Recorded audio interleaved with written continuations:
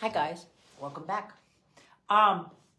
Club crawling, any of the inchworm crawling, they're not crawling, it's locomotion. Crawling is 4 points when you can get in and out of it from sitting into all fours, right? And when this doesn't happen, your baby is just gonna go to the ground immediately.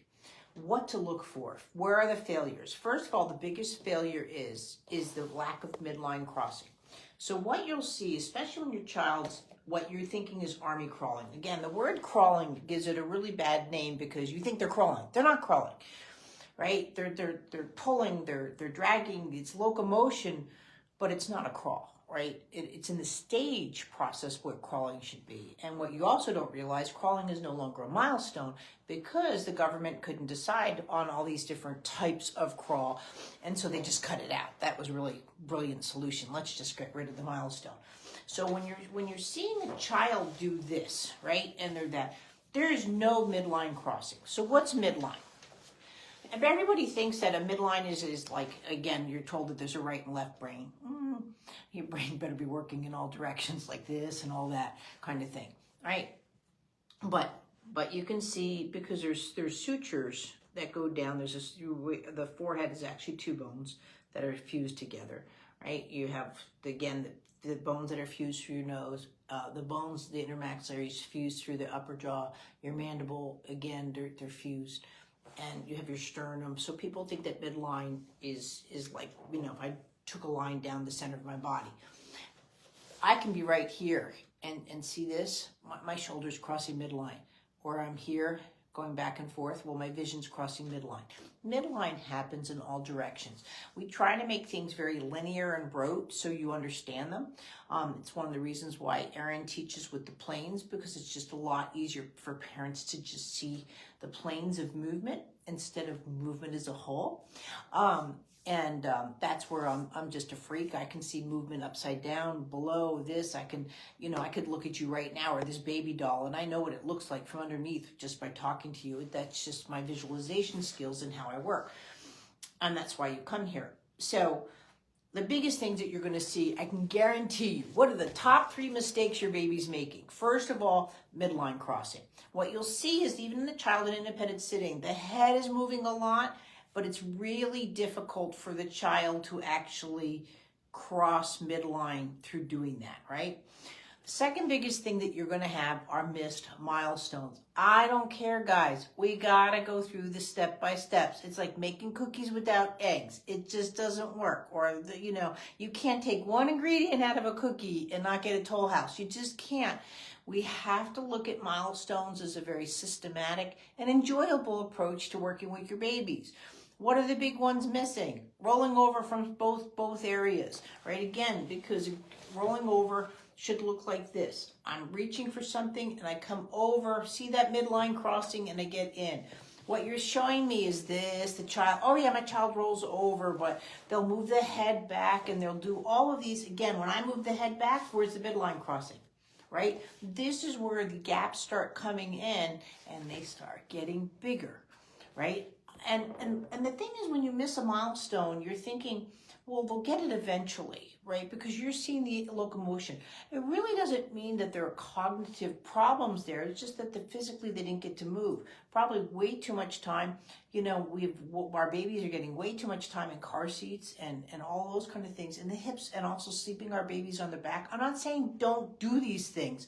We're here to keep our babies alive. But when we take them out of the car seat, we've got to just do a little coochie coo. If we take them, out of those things, we've got to activate the pelvis. Even just after a diaper change, just a quick little thing like this. So you're seeing the babies more and more, just like even my baby doll, to go off like this, side to side. And again, when the hips are out, how do you want the child to roll over? It's just very difficult. And remember, I always tell you, if it's difficult or it hurts them, they don't do it. They won't. We muscle through it. You're like, oh, I'm going to get this to happen. I got to learn it. That's adult processing. That doesn't happen on our children, right? So the first big thing that you're missing is the rolling over, right? And this is where, I know it's hard, guys, but you can do it. Go down a milestone. Do it in their sleep if they're moving around. right? I have kids in here all the time that are moving around. There's ways of doing it if you do it, but just don't try it once. But if your child gets away, you know, you might want to go in a separate room. Don't work with them on the floor. You have to work on a table. Like, there's things that I teach you for a reason, because I know what it's like to work with a moving child. The second biggest milestone that they're missing is they're not grabbing their feet right. This is not a grabbing the foot.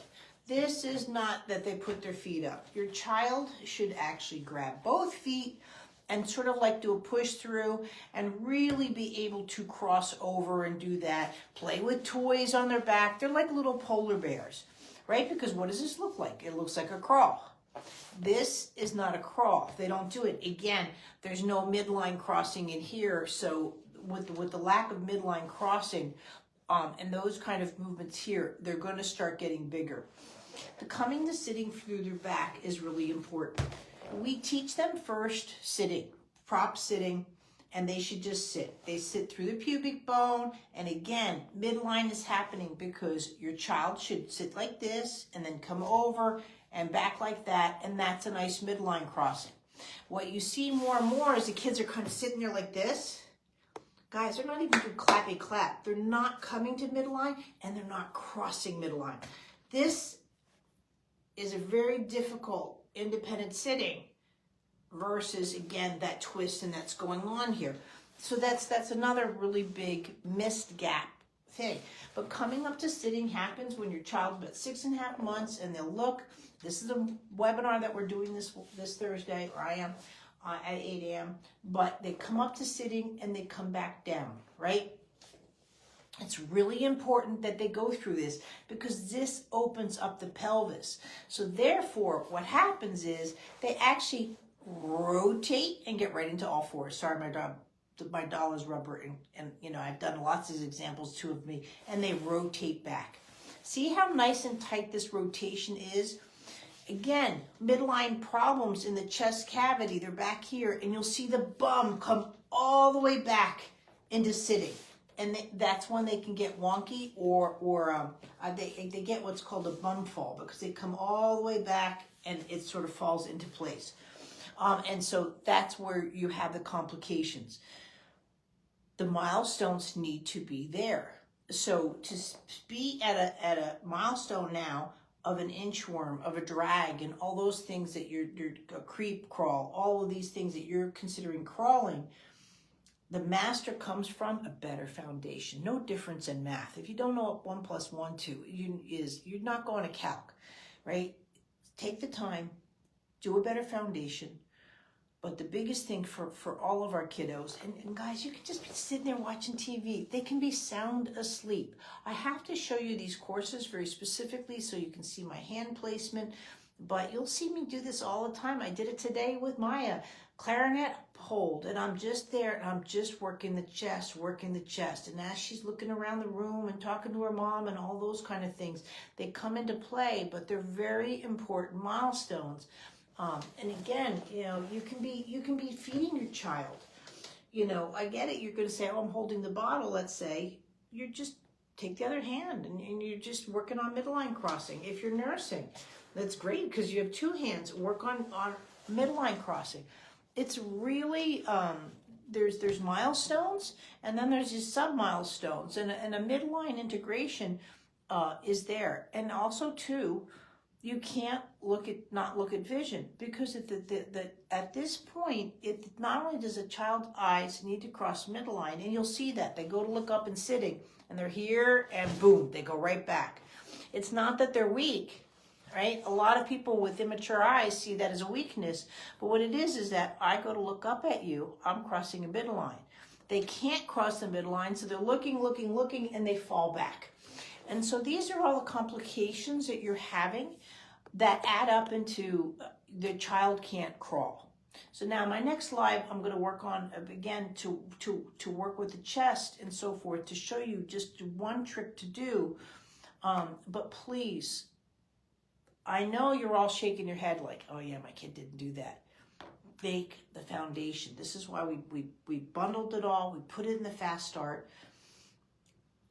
Just don't worry about the whole course. Try one video. One video. will make a difference in your child. And then you'll start saying, hey, I'm starting to see a difference. What if I do 2? That's how it starts. But if you think you're going to do the video courses and then say, oh, Michelle did this for 3 minutes and Michelle did that for 5 minutes, I'm just going through the course. It's just not how it works, you know. Again, go back to cookies. They have to bake. So allow your time your lesson to be the bake time, and get in there and just enjoy your child. But we can't keep having these variations of crawling, but we can't keep having the variations of missed milestones. It's not fair to your kids. Yes, I'm not saying they're never going to walk, right? But I want your kids to walk where they're going to be coordinated. I want them to walk where they're functional and they can hold things and do things and eventually play golf and play tennis and to have all these things. I don't want your child to be the clumsy kid. That's why it's about optimal development. It's not about looking for special needs, but some do have it. But I really want you to make the most of your child's opportunities. But there are not 7 types of crawling. There's only 1 type of crawling. And the child's there and sitting. And from sitting, the chest cross midlines. And it's actually a very little tight move, because again, they have better balance when they're here, right? But if they can't cross midline, right, and they're going all the way over here, where do you think they're going to go? They go down. And that's where you're seeing the complication is the down. But to me, they're not even getting into position to stay up. And that's where you're there to help them and guide them and offer them the opportunity for just better movement in their bodies. Thanks.